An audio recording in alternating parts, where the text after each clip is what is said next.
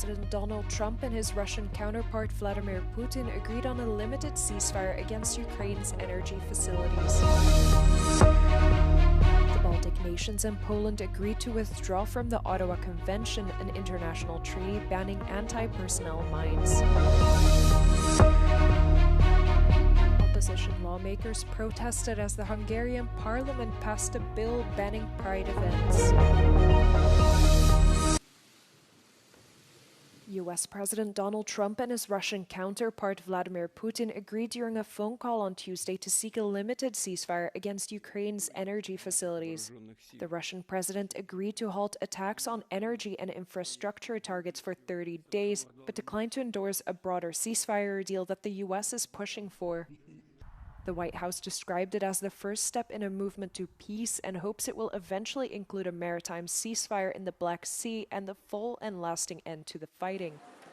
Meanwhile, the Kremlin's statement included a long list of conditions and demands from Putin's side. A key condition called for the cessation of foreign military aid and intelligence sharing to Ukraine. The White House said negotiations would begin immediately. However, it still remains unclear whether Ukraine is on board with the phased ceasefire plan.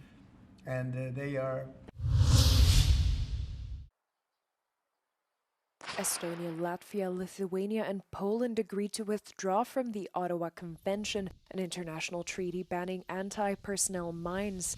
The decision comes in response to growing concerns over Russia's growing military threat to its neighboring countries. Latvia's Prime Minister Evika Selina said a draft would be submitted next week to the Parliament, who have to make the final decision. Mēs nebūsim ne pirmā, ne pēdējā valsts, kas izstāsies no šīs konvencijas, un tāpēc arī šodien pēc 4 aizsardzības ministru tāda ierosinājuma esam ministru kabinetā lēmuši, ka mēs uzsākam procesu, lai mēs varētu izstāties no Ottavas konvencijas, un ārlietu ministrija līdz nākamās nedēļas ministru kabineta sēdē. Lithuania's defense minister Dovilė Šakalėna said the joint decision sent a strong political signal. Kai visas regionas, vis tik tai visi gynybos ministrai vienu metu ištransliuoja vieningą žinią, tai strategiškai, man atrodo, daug aiškesnė žinutė, kaip mes rimtai žiūrime į atgrasymą ir savo sienų gynybą. Finland could be the next to withdraw, having previously said they were also considering leaving the treaty due to Russia's use of anti-personnel mines in Ukraine. That was the most anticipated phone call in the world.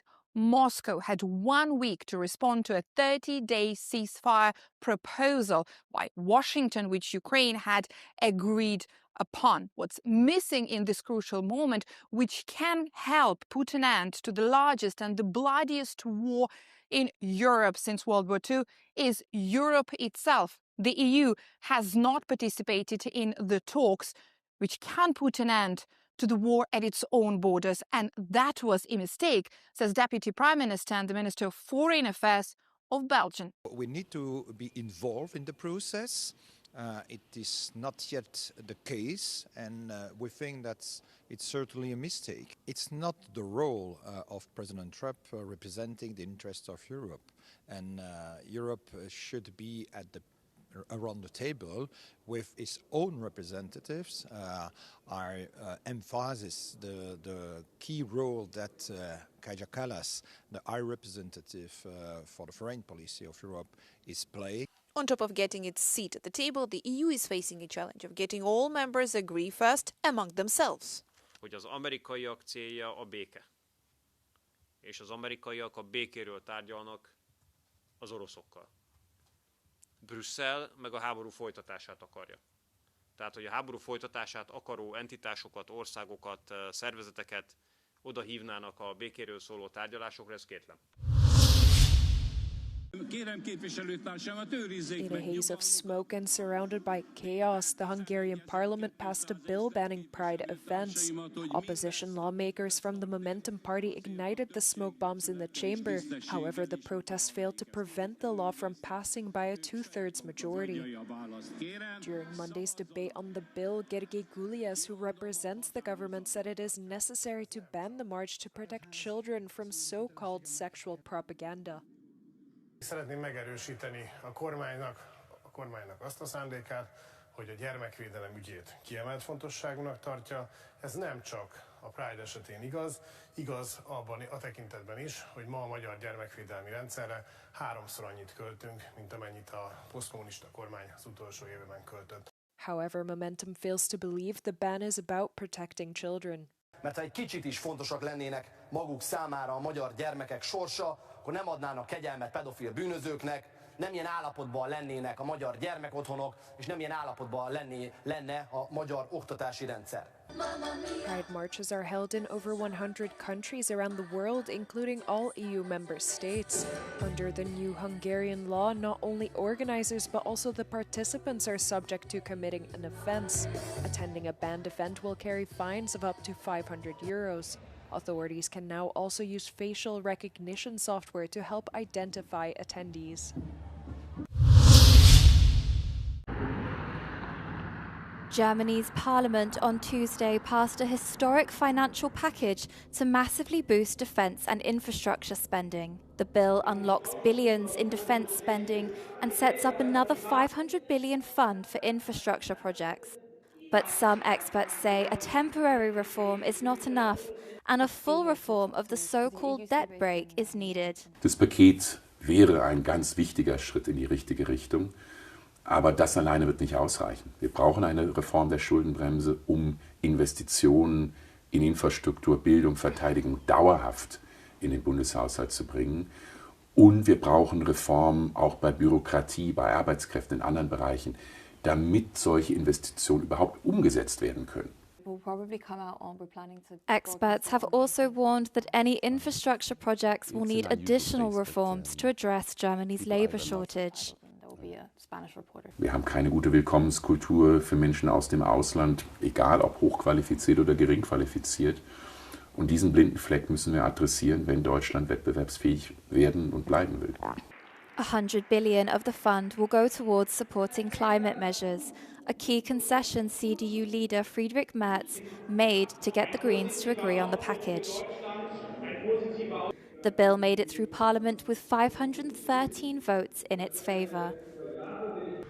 The bill passed marks a historic shift in Germany's attitude towards taking on debt, triggered by a felt need to increase defence spending. But the bill still needs the approval of the Parliament's upper house to become law.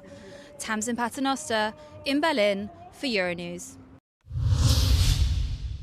2 NASA astronauts stuck in space returned to Earth on Tuesday, hitching a different ride home to close out a saga that began with a bungled test flight over 9 months ago. Within an hour, Butch Wilmore and Suni Williams were out of their capsule, waving and smiling at the cameras, while being hustled away in reclining stretchers for routine medical checks. They both arrived at the International Space Station, ISS, early June last year and were to return home no more than 10 days later. The International Space Station program, the Commercial Crew program, and SpaceX came up with the plan that we just witnessed. The Crew 10 launch last week, the docking over the weekend, the undock early today, and then the landing that we just witnessed. And splashdown, Crew 9 back on Earth. Their SpaceX capsule parachuted into the Gulf of Mexico early Tuesday evening, just hours after departing ISS. Splashdown occurred off the coast of Tallahassee in the Florida Panhandle, bringing their unplanned odyssey to an end. Officials ordered the evacuation of hundreds of homes near Malaga in southern Spain after heavy rains caused riverbanks to burst, unleashing flash floods. Firefighters were searching for a missing couple in Sevilla on Tuesday morning and found the body of a woman near the area where their vehicle disappeared. Andalusia's Interior Chief Antonio Sanz said that 19 rivers in the region were on high alert for flooding. A total of 40 highways across the region, as well as some rail lines, had to be closed due to rising waters, and school classes were suspended in 16 municipalities. Spain, which has suffered from a prolonged drought in recent years, has received steady rainfall, especially in its south, for the last 2 weeks, and the latest storm proved too much for reservoirs and riverbanks. Scientists and government officials link these swings between extreme dry and wet spells to climate change, which has also produced increasingly hot summers in Spain.